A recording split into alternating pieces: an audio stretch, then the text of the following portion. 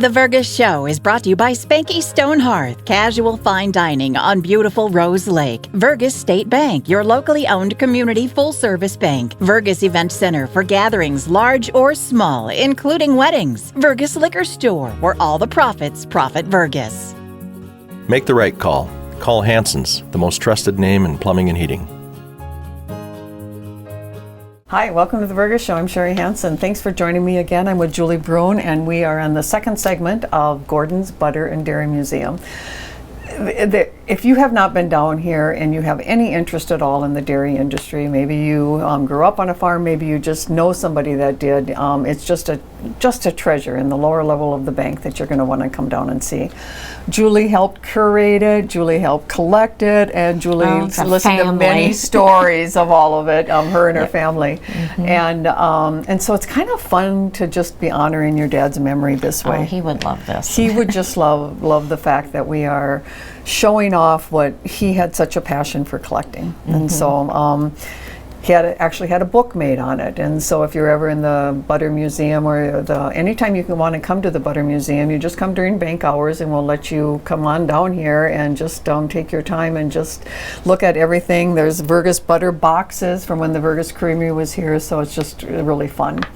But Julie, I want to talk a little bit more about some of the stuff here. Tell me about the cheese boxes. Oh, my dad started with churns. Mm-hmm. Then it went to molds. Then it went to cheese boxes. Yeah, once he collected everything he could in one thing, he went to the next thing. Then it went to some ice cream items. It just evolved, and then it was like once he had one, it wasn't enough.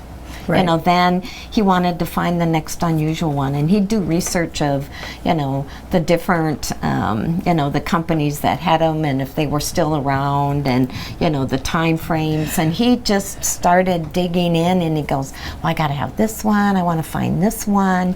So it just mushroomed. It just came bigger and bigger. What's so interesting about that to me when I'm thinking about it was before Google.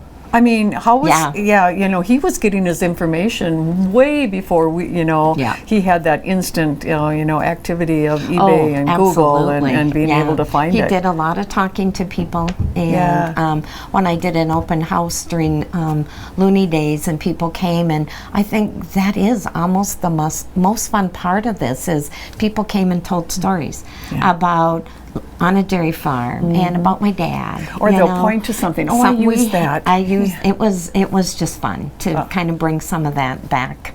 Do you think you'll do it for Looney Days again? Because I know a lot of people would love to, I'll probably look at doing that again. It was fun for me too. Well, sure it is, because because you recognize and understand how your dad loved those conversations, and so it's kind of like a little connection. Yeah, I don't have the knowledge he does at all. My dad just knew so much, but I know enough, about where things came from.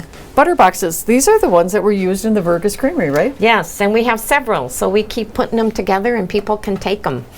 We just say, help yourselves, because there was quite a few when the creamery closed down. Sure. My dad got a lot of the items from the creamery. Right, and then like the book that he made too, people can grab one of them. Yes. So we're on to the churns here. Oh. Yeah, churning started with stompers. That's the early years. Butter was made on the farms at home, and it usually was a household chore that the women got involved with. But the very end one is the very first butter churn my dad ever bought at an auction sale in Vergas. So it went from stomping to crank, and then it started going electric. So when there's some that actually have plug-ins. We showed those last so section, it kind of evolved to that. Right, and so they, modernized, I suppose. And then it became creameries, and households really didn't do it anymore. And then now I just go to the grocery store and grab it out of the freezer. Yeah, and now the creameries are big business. The Vergas one was Land O'Lakes is what they were from. So the churns here, does he have all the numbers? I don't know. I don't know that. Yeah, I know that he always was looking for, because they're all numbered differently. And is that just because size-wise? And a lot of it didn't relate to actually how many quarts got. It didn't. It was like the daisies. I don't understand how they did it, but he really wasn't looking for more stomping churns. Okay. There's over 60. I think I counted 65 butter churns in here. Huh. and hundreds of cheese boxes, hundreds of milk bottles. And how many of? I think 30 some, butter molds.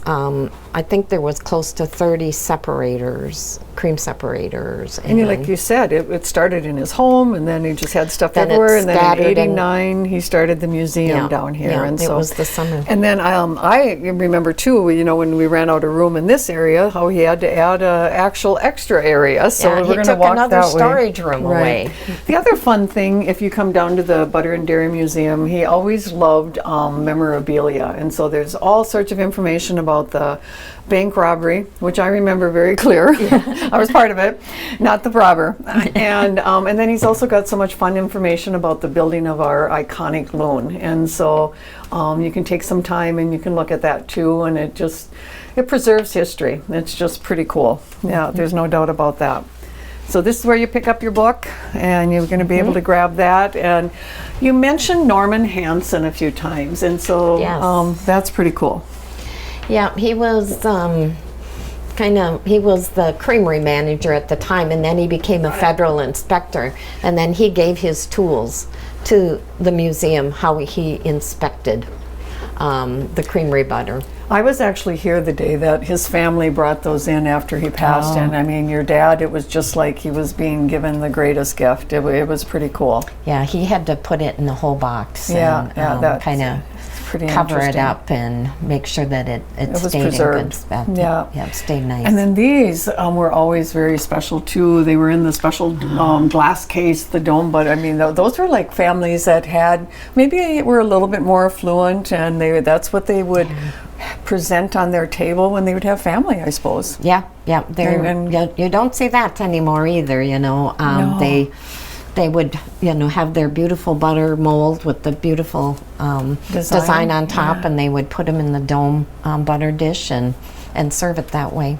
And then speaking of the collecting everything, he went from cheese boxes to butter boxes, and so there's butter boxes from every little creamery outside of Ottertail County and further. Oh yeah, he's got them from other states. He just that's was awesome. trying to grab butter boxes from all the creameries.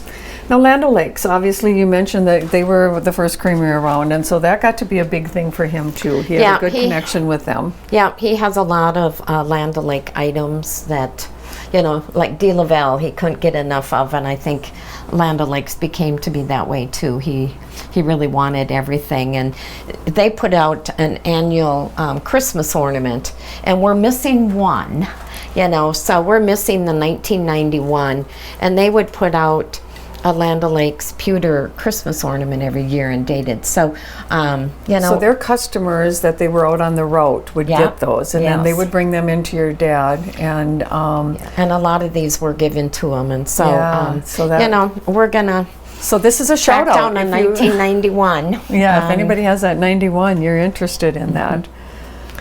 And then these are the various cheese slicing items and all the different kind of milk and cream containers. Do you did your at your dad's farm, did they do cheese too, do you know? No. They didn't. Yeah. That was a whole different kind of section. Yeah, they and stuff strictly like did that. the dairy and, had their milk cans where they brought it Right. in, and yeah. And that kind of shows, how people used to bring them in a cart like that. They probably would go from the barn to wherever they were going. Mm-hmm. And again, your dad with the memorabilia, I love this too, that he was able to, reconstruct and put together. That was one of the first street lamps in yeah. Vergas. Mm-hmm. Yeah, and it was on the corner. Yeah, which was gas. You actually lit it, and Yeah. no electricity about that one. How very fun. Julie, this I really appreciate you showing all of this and talking about it. I think the question that goes into my mind, because you want people to see it, but then interest, what your plans are. Well, we do like to, it really was important to my dad. I know. He saw it as preserving history and how important history is. Yeah. And, so, we've kept it going. You know, probably a lot of people didn't know about it. It's in a bank basement, a little obscure, but you know, It's he too bad was we don't here. have a building in Vergas to be Yeah, able to. well, and you know, my dad's wish was that, you know, he knows the day will come where we may not be around Right. to take care of this, and he would like, if the city of Vergas didn't want it, you know, maybe the Otter Tail County Historical. He really doesn't want it separated. And when I've talked to different people, is when you look at dairy, they go, "This is probably the largest collection of just dairy in the United States." Oh, wow. You know, they said you just don't see all of this in one location. One location. That's pretty cool. Yeah, so it, you know, we really do, you know, hope to have it preserved and not have it broken apart. And you know, well, you know, I'm Yeah, see already what time- thinking about it and Right, kind of of putting course you are. contacts out there and saying, okay, what do Well, we got to think about? And Because it is work to keep it together, but at this Yeah. point right now, you just love having people come down. So Oh, hopefully absolutely. you get some chance, and this has piqued your interest a little bit. Yes. Anytime that the Vergas State Bank is open, you are welcome to come down and just take a step back into history, Yeah, a different time, obviously a slower time, and bring your kids down because they need to see stuff like this, Yeah. to see that doesn't just come out of the refrigerator at the grocery store. yeah, the kids were fascinated that come. They just can't believe somebody did that. Somebody- it's right. like, they had to do that? They had to do that, right? Yeah, and we have a guest book. We love if people sign the guest book, and you look, people are from all over the U.S., so that's it's been awesome. pretty fun to look at that That as is well. fun. Well, you've done a very nice job of keeping it up and a very nice job of preserving things, and your dad's memory is just Yeah, he would there. love this. All right, you have a good day in Vergas.